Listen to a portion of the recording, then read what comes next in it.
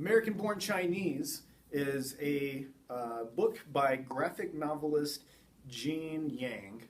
And it is a graphic novel, it's an award-winning graphic novel. And it follows three stories that are brought together in a pretty surprising way, actually. So you've got one character, Jin Wang, who is sort of the tie to everything that happens. You have the Monkey King, which is apparently just this ancient Chinese folklore tale. And then you also have Qin Qi, who is the cousin, a very stereotypical Chinese cousin for a character in the book named Danny, who appears to be just a sort of average-looking white high school student. But he has this cousin, Qin, who visits once every year. And the experience for Danny in the story is so bad that at the end of each year, he has to move. He has to go to a different school because his reputation is, he feels shot. All the people in school with him have a whole new perception of him, of just an awful negative one, and it all stems from this cousin Qin Qi showing up, who, when he's first introduced and he shows up to Danny's house, his luggage bags are Chinese takeout boxes. Just big white Chinese takeout boxes with the metal handles on them, and Jin Yang writes Qin Qi's dialogue in the most stereotypical way possible. All the R's are L's, the L's are R's, and as a reader, it makes you go, I'm not sure if I'm supposed to laugh at this or be offended by this, especially considering my background. I didn't immigrate from China. So from an outsider's point of view, as the reader, it's a little shocking until you notice something in the book, which it took me a minute to figure out. But when the character Qin Qi is introduced, and I will try to hold this up in such a way that it will show up on the camera. Let me find a good one. So this is his introduction. And as you'll notice, it's got the very stereotypical imagery of the character. There are the Chinese takeout box luggage bags I was talking about. But at the bottom, there's laughter. And at first I was unsure what was going on. Were people laughing in the room? But you notice as the story goes on, the laughter is every single time Qin Qi says something. Not a time when Danny says something or Danny's parents. It's always Qin Qi. And at different points, as scenes close with the character Qin Qi, there's a clap track as well. And this is all used, once you pick up on it, to illustrate the fact that Qin Qi is supposed to be a funny character. He's supposed to be almost like a sitcom Seinfeld character. He is a stereotype, but in a way that is to make some social commentary. And that social commentary actually relates back to Jin Wang. He's the new kid on the block. He's Chinese, so at his school he's a little bit different than everybody else there for that reason. And so he does have issues fitting in. This makes him actually want to change himself. As he interacts with this girl that he's interested in, he suspects her of liking another boy in class. And so he starts to change his hair to look like the kid's hair, the other guy's hair. And slowly throughout the book, you see him wanting to be someone who he's not. He wants to become the predominant white American high school student, which is the majority in his area in the story. Instead of just embracing who he is, doing his own thing, being proud of who he is, He wants to change. Well, the commentary comes in very strongly when you get to the plot twist of the book. The Monkey King has a story that goes all throughout this story, all throughout this graphic novel. And he wants to be better and better, more powerful. He wants to be immortal. He wants to know all these different kung fu techniques. He wants to be an equal to heaven. And his head gets too big. He pushes too far and is punished for it. He's left under a huge mountain of rock for 500 years until he can learn how to become humble, until he learns that it's okay to be a monkey, that he doesn't have to be the most powerful deity around.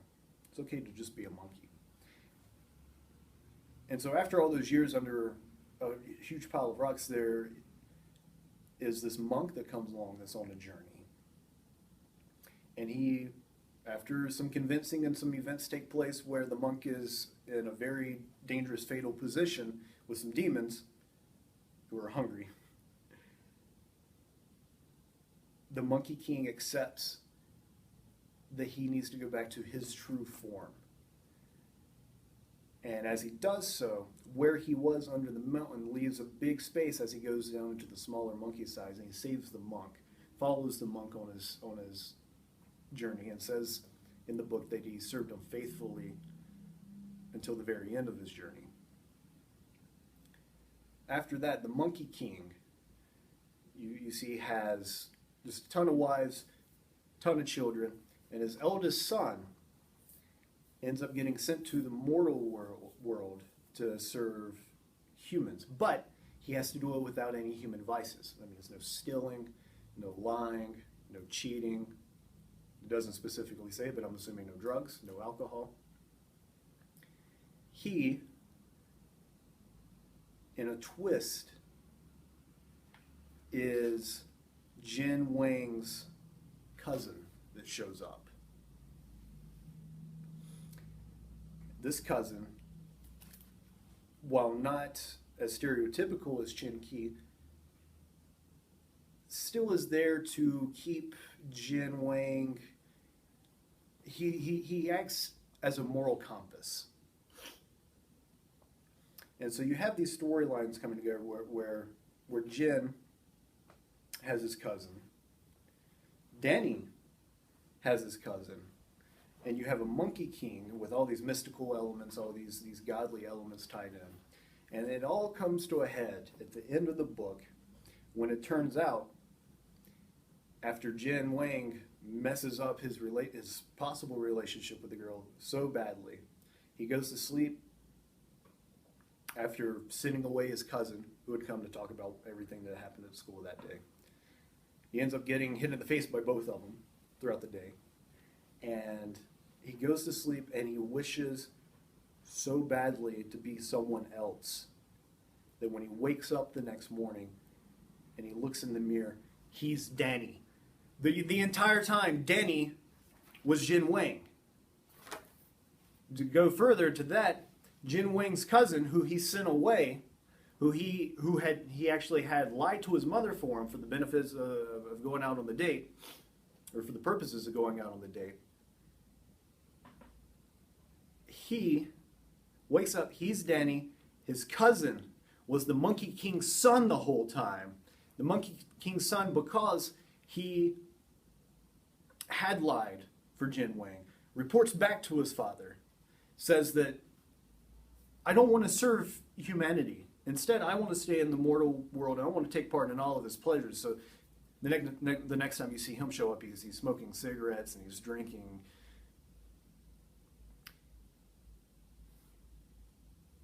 But Jin Wang gets to speak to the Monkey King himself, who replaces his son's position as the cousin. And as they talk, the big moral of the story is that you need to be okay with being yourself. Jin Wang became Danny because he wasn't okay with being himself. The Monkey King, it took him hundreds of years to learn that he should accept who he is, because that is something to be proud of. Thankfully, Jin Wang doesn't have to do the same. Because of this interaction with the Monkey King, Jin Wang realizes that he's made a big mistake, that he shouldn't have wanted to be Danny, that he should have been himself. Where Jin Yang, the boy pictured over my shoulder, discovers this as well.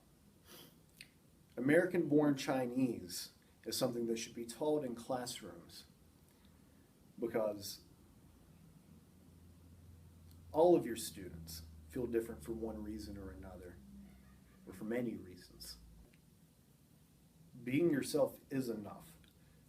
The world is a huge place with a vast variety of people filling it. It is a virtue to be different from other people, because other people, and I don't just mean in a relationship sense, but in a friendship sense, in a camaraderie sense, other people are attracted to that. They like that you're different from them. And that's something that comes with maturity. That's something you figure out as you go through life. But we get to see that happen to Wang in this book. And for that purpose, it's powerful for our students. Whether this book will speak to any given student in your class. Yes, Chen Qi is initially offensive, but he's supposed to be. Chen Qi was a representation of Jin Wang's Chinese shadow following him, if you will. It was the stereotype that he felt like he was, but that he wasn't really. But it was illustrated in the form of Chen Qi is a representation of how Jin Wang feels other people perceive him in school, whether it's just any of the other kids in class, in the cafeteria, or the girl that he likes. And it's through that realization that Chen Qi is sort of the Chinese shadow following him,